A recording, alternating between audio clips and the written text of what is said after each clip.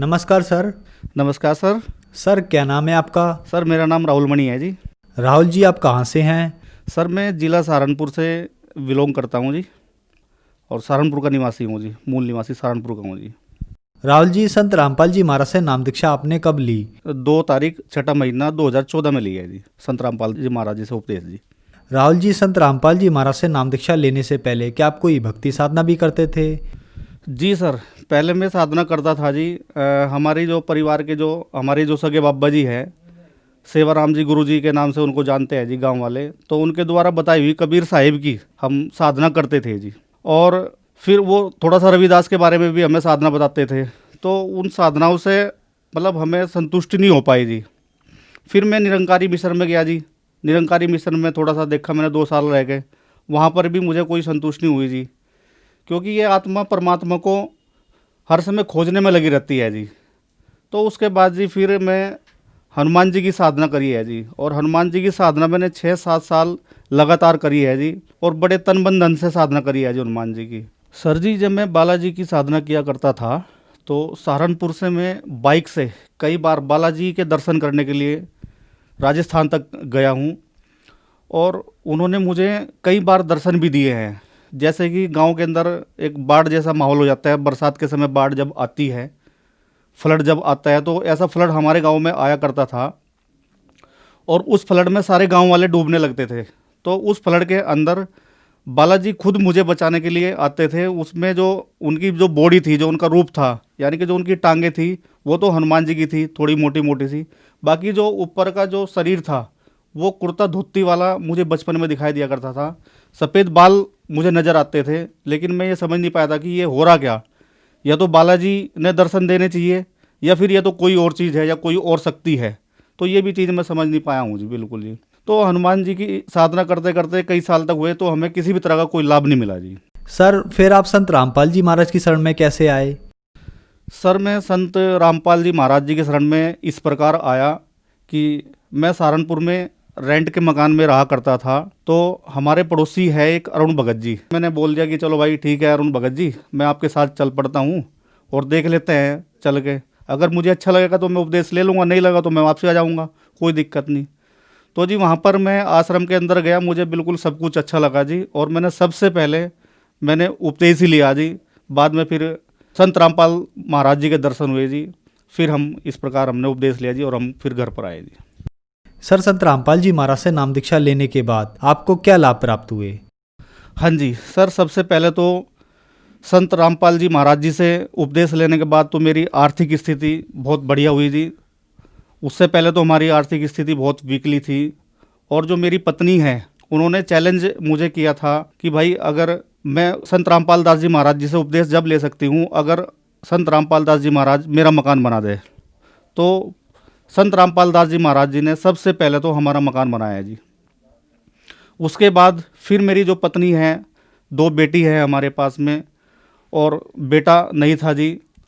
और जो मेरी पत्नी है वो मेरी बहन के साथ में या मेरी माता के साथ में इधर उधर जाया करती थी, जैसा किसी झाड़ फूंक होते हैं उनसे पूछने के लिए साधु संतों के पास जाया करती थी कि बेटे प्राप्ति के लिए जी। तो कहीं से भी उसको संतुष्टि नहीं हुई जी, बेटे प्राप्ति नहीं हुई जी। तो एक दिन मैं बरवाला आश्रम में गया हुआ था, और उस समय जब मैं संत रामपाल जी महाराज जी के दर्शन कर रहा था जी, उस समय मैंने मन ही मन में प्रार्थना करी कि हे परमात्मा दया करना मालिक, पत्नी दुखी है।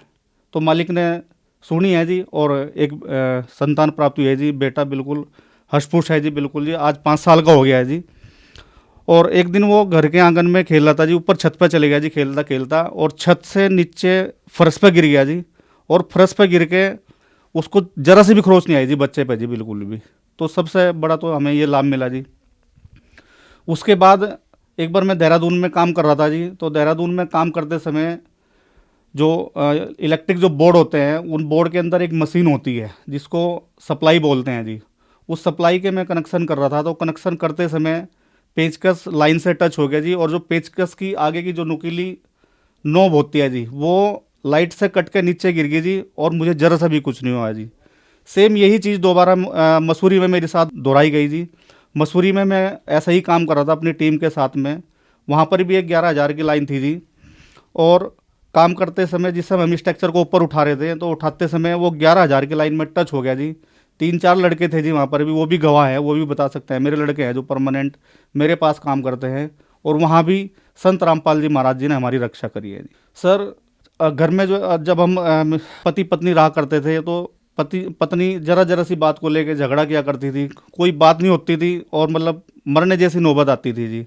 कई बार तो मैंने ये भी सोचा कि मैं आत्महत्या कर लूं, लेकिन ये भी मैंने संत रामपाल जी महाराज जी से प्रार्थना लगाई और वो दिन है और आज का दिन है जी, कोई किसी भी तरह का कलह क्लेश नहीं है जी हमारे घर में जी। एक लाभ मुझे और मिला है जी कि जो मेरी टीम है, मेरे पास में कम से कम 20-25 लड़के परमानेंट काम करते हैं उत्तराखंड में, और मैं उनको उत्तराखंड के हरिद्वार, ऋषिकेश, मसूरी और देहरादून, ऐसा कोई सा बार नहीं होगा जहाँ पर मैं उनको ड्रिंक नहीं कराता था। लगभग उनको मैं एवरीडे शाम के टाइम 5 बजे ऑटोमेटिकली मेरे मन में कीड़ा काटना शुरू हो जाता था कि चलो भाई आज बैठते हैं। और लड़कों, मैं खुद नहीं ड्रिंक करता था, लेकिन मैं अपने लड़कों को कम से कम डेली 5,000 रुपये की ड्रिंक कराया करता था जी, काम के चक्कर में, क्योंकि कमा के तो वही देते थे लड़के। तो उनको मैं डेली ड्रिंक कराने के चक्कर में वहाँ भी मैं लॉस में जाता रहा जी। उसके कारण क्या हुआ कि उनके साथ में जैसा मैं बैठना शुरू हो गया तो मुझे भी थोड़ी सी लत लग गई जी। मैंने बियर पी है उनके साथ में बैठ के जी, और मेरे सर में मसे मसे जैसे हो गए थे जी पूरे सर में। तो मेरी पत्नी को इस चीज़ की टेंशन होगी, क्योंकि वो सर में से धीरे धीरे फेस के ऊपर मसे आने शुरू हो गए थे जी। और पत्नी कहने लगी अगर जी ये तो फेस पर जाएंगे, फेस बुरा लगेगा। लेकिन मुझे वहाँ भी संत रामपाल जी महाराज जी पे पूर्ण विश्वास था और मैंने प्रार्थना करी, और वो मेरे मसे, मुझे नहीं पता आज कहाँ है कहाँ नहीं, भी वो गायब हो गए जी बिल्कुल जड़ से। सर लाभ तो वैसे तो रोज़ाना मिलते रहते हैं जी। सर क्या काम करते हैं आप? सर मैं एक बिजनेसमैन हूँ जी, और उत्तराखंड में बिजनेस करता हूँ जी। सर आप एक पढ़े लिखे व्यक्ति हैं, बिजनेसमैन हैं, और संत रामपाल जी महाराज के बारे में यह धारणा है कि उनसे उनके अनुयायी अंधश्रद्धा के तहत जुड़ते हैं। सर हम आपसे जानना चाहेंगे, क्या ये बात सही है? जी नहीं, बिल्कुल ये गलत है जी। आज समाज शिक्षित है, सब बच्चे और बड़े सब एजुकेटेड हैं। आप एक बार जितनी भी हमारी होली बुकें हैं या हमारी धर्म ग्रंथ है, आप उनको एक बार खोल के देख सकते हो। आप फिर खुद निर्णय करेंगे कि उनके अंदर क्या लिखा हुआ है। तो ऐसा कुछ भी नहीं है कि कोई भी मतलब व्यक्ति अंधश्रद्धा के द्वारा संत रामपाल दास जी महाराज जी से जुड़ जाएगा जी। सब विश्वास के अनुसार जुड़ते हैं जी। सर पहले आप निरंकारी पंथ में थे, फिर आपने संत रामपाल जी महाराज को अपना गुरु बनाया। अक्सर ये कहा जाता है कि गुरु नहीं बदलना चाहिए, गुरु बदलना पाप है, क्या ये बात सही है? जी नहीं, गुरु बदल सकते हैं। अगर मान लिया मुझे कैंसर है और मेरी फला डॉक्टर से वो कैंसर ठीक नहीं हो रहा, तो क्या मुझे डॉक्टर बदलना नहीं पड़ेगा? डॉक्टर बिल्कुल बदल सकते हैं। जहाँ मेरा कैंसर ठीक होगा तो वहाँ उस डॉक्टर को मैं बदल सकता हूँ। तो ऐसा नहीं है, जहाँ लाभ मिलेगा वहाँ आदमी जा सकता है। और मुझे संत रामपाल जी महाराज जी से लाभ मिला है, इसलिए मैं संत रामपाल जी महाराज जी की शरण में आया हूँ जी। सर जो दर्शक आज आपको टीवी पर देख रहे हैं, आप उनको क्या संदेश देना चाहेंगे?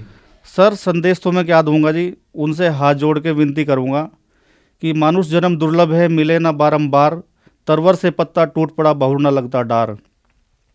इसलिए समय बहुत कम है, और सभी मनुष्यों से मेरी विनती है, आत्माओं से मेरी विनती है कि जल्दी से जल्दी संत रामपाल जी महाराज जी की शरण में आओ और अपना मोक्ष कराओ जी। सर अब आखिरी सवाल आपसे, संत रामपाल जी महाराज की शरण में कैसे आ सकते हैं?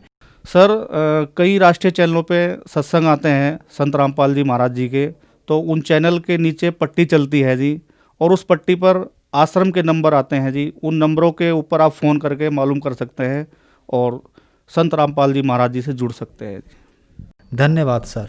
सत साहिब जी।